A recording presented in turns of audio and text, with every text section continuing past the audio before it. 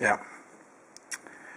Consumer er en app, der skal gøre det lettere at finde ud af, hvilke butikker, der har hvilke tilbud, og lettere at sammenligne tilbudene for at finde de bedste. Hvis vi starter den op her.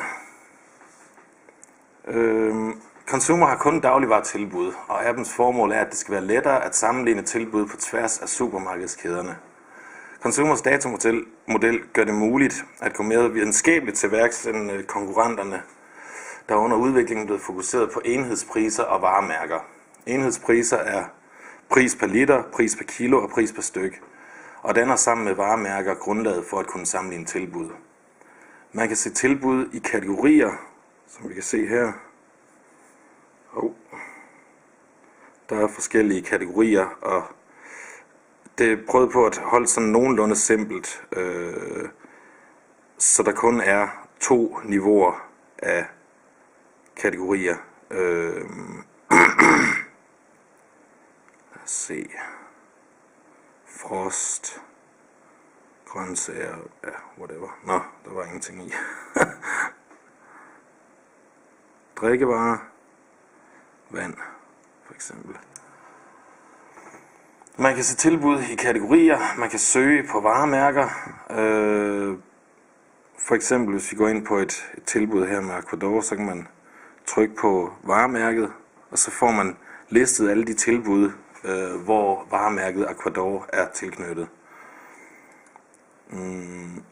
Så kan man eventuelt gå ind på Quickspar for eksempel.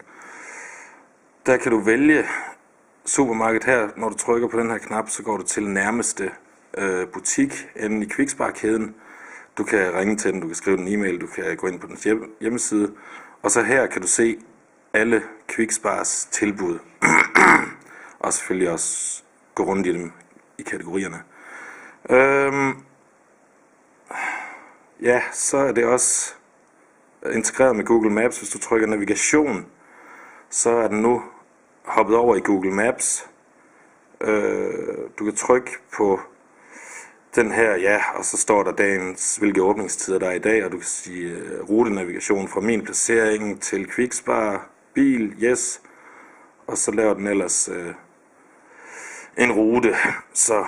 Men det er jo så Google Maps, men det er bare for at man kan se, at Consumer er integreret med Google Maps. Godt, så skal vi lige have et eksempel på tilbud. Her efter nytår, der er det jo sådan, at her efter nytår har mange butikskæder tilbud på mineralvand. Det er nok noget med nytårsforsæt at gøre. Og man kan også bruge applikationen i sammenhæng med tilbudsaviser. For eksempel har jeg her Quickspars tilbudsavis. Jeg kan slå op her. De har et tilbud her på Aquador dansk vand. Og der kan vi jo rent faktisk se, det ser ud til at være en god pris, 15 kroner. Men når vi rent faktisk går ind og søger her på varemærket, så kan vi se, at Kvickly de har det til 2,32 literen.